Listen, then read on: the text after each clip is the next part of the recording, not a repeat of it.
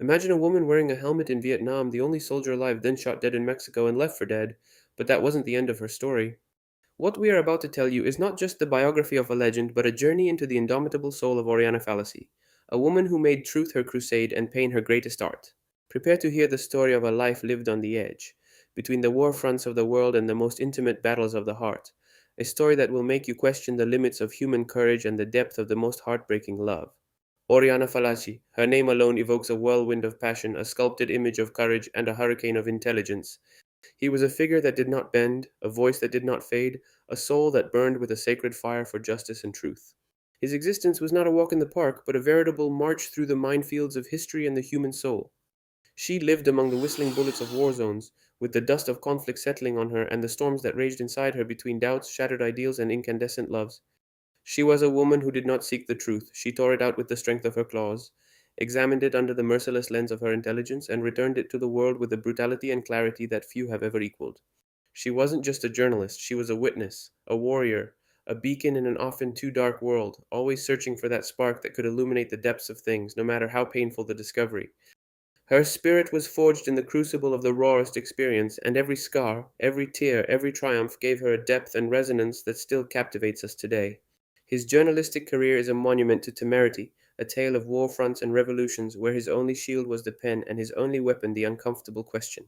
Oriana Fallaci didn't just tell the story, she lived it, felt its labored breathing, and tasted its metallic flavor. Imagine the scene: Vietnam, the darkest and most ferocious years of that conflict. Among a sea of men's uniforms, battle hardened faces, and gazes lost in the smoke of the bombings, there she is. Oriana Fallaci, a petite woman, her helmet pulled down over her eyes, a tape recorder in her hand, the only female among thousands of soldiers. He wasn't there simply to report, he was there to understand, to feel the weight of war firsthand, to give a voice to those who had no voice, no matter how dangerous it might be. Every step was a risk, every interview an act of defiance. His audacity was not recklessness, but a conscious choice, a pact made with his conscience as a journalist, to be where the story burned strongest, to be the eyes and ears of the world. This earned her a reputation as a fearless reporter, one who didn't settle for official press releases, but dug, investigated, challenged the authorities, risking her life not once but countless times. But there is one night that more than any other embodies his unstoppable thirst for truth and his human fragility. It was October 2nd, 1968, in Mexico City. Fallaci was in Plaza de las Tres Culturas in the Tlatelolco neighborhood, documenting a student demonstration that was supposed to be peaceful. Instead, it turned into a bloodbath. Suddenly, the deafening sound of machine guns pierced the air. Bullets, hundreds, thousands rained down from every direction. Panic, chaos.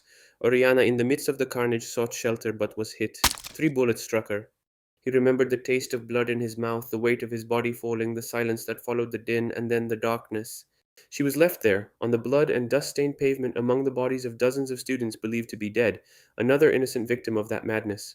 It was the monks of a nearby convent who found her, who took her in at the point of death, who believed in that thin thread of life that still pulsed within her. And against all odds, Oriana Fallaci survived. But that experience wasn't just a physical scar, it carved deep, indelible furrows into his soul.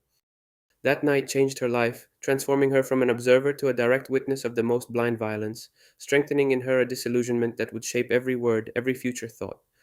The scars she bore were not only external ones but invisible ones engraved deep within her spirit, which made her even more determined to denounce all forms of tyranny and injustice, to shout the truth without compromise, with a clarity that is sometimes brutal but always honest. Her body was healed, but her soul bore the mark of that night, a mark that constantly reminded her of the price of freedom and the value of life.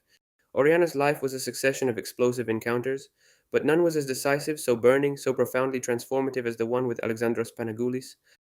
It was 1973. Oriana, the world famous journalist, went to Athens to interview a man who was already a legend, a symbol of resistance against the dictatorship of the colonels in Greece.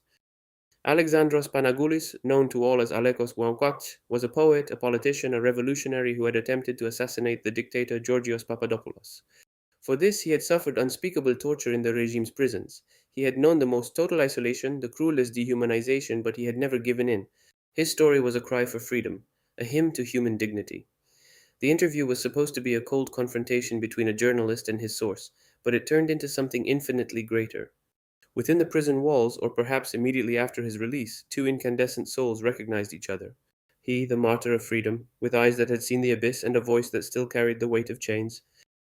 She, the woman who had defied death with her unquenchable hunger for truth and her ability to see beyond appearances. It was a meeting of brilliant minds and rebellious spirits, an explosion of understanding that transcended all barriers. Their relationship became a tormented love, an overwhelming passion that burned brighter than any dictatorship, brighter than any darkness. It was a love made of shared ideals, of political battles, of sleepless nights discussing freedom and justice, but also of fierce jealousies, of passionate quarrels of an almost unbearable intensity. Oriana saw in Panagulis not only the hero, but also the fragile, wounded man with the ghosts of torture haunting him, a torn but indomitable soul. And in Oriana he found his voice, his safe haven, the woman capable of understanding the depths of his pain and the heights of his dreams. Theirs was not a comfortable love, it was a love that lived on a razor's edge, constantly threatened by the shadow of the regime that still had its tentacles over Greece. Every day was a challenge, every kiss an act of resistance. Their idyll, however intense, was destined to end in tragedy. The presence of Panagoulis, a living symbol of the resistance, was an unbearable burden for the regime even after the fall of the dictatorship, when democracy was still young and fragile. His denunciations, his revelations about the crimes committed were a constant threat to those in power. And so, on the night of May 1st, 1976, the unthinkable happened. Alexandros Panagoulis, the man who defied an entire dictatorship, died in a mysterious car accident in Athens. The official version spoke of a car skidding, of a fatality, but Oriana and many others with her never believed it. She was convinced, with the strength of desperation and the logic of truth, that it had been an assassination, an accident orchestrated by the dark forces of the regime, a way to silence forever an inconvenient voice, a threat too great. Alekos's death broke Oriana. It was a pain that went beyond mourning, a wound that would never heal. For her, the loss was not only that of the man she loved, but also that of an ideal, the defeat of justice in the face of the brutality of power. It was a very hard blow which left her shattered, a sharp, excruciating pain which stole her breath, throwing her into an abyss of despair. Her heart was broken, her soul parched, yet even in that abyss of suffering, Oriana Fallaci found the strength not to give up, but to fight, to transform that pain into something eternal, something powerful.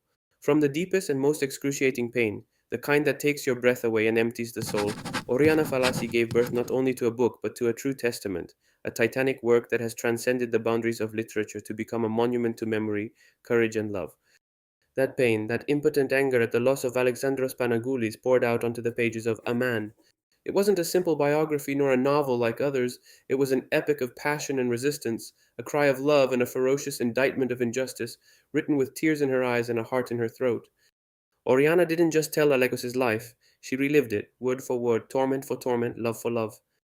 Every sentence was imbued with his suffering, his boundless admiration for that man who had dared to challenge death and tyranny, and of his unshakable belief that his end was no accident but a brutal act of political elimination. The book is a descent into the hell of torture and imprisonment, a raw and inexorable testimony of dehumanization, but it is also a hymn to the strength of the human spirit, to the capacity to resist, to dream, to love even in the most desperate conditions. Through Oriana's powerful and unmistakable voice, Alekos Panagoulis was no longer just a Greek martyr. He became a man, the universal symbol of all those who fight for freedom, who sacrifice everything for an ideal. A man is a profound and unfiltered exploration of human suffering, the struggle against power and love that defies death. Oriana transformed her private mourning into a collective pain, into a universal testimony that still resonates powerfully today. He didn't just want to honor the memory of his love, he wanted the world to know the truth about Panagoulis, his greatness and the brutality that had extinguished him. It was her way of continuing to fight for him, of giving him the justice that had been denied him in life. This work not only immortalized the memory of Alexandros Panagoulis, but also transformed Oriana's personal grief into a work of art that has moved and inspired millions of readers, demonstrating how the most excruciating loss can become the seed of an immortal creation, a bridge between memory and eternity, an indelible testament to the power of love and resistance against all forms of oppression.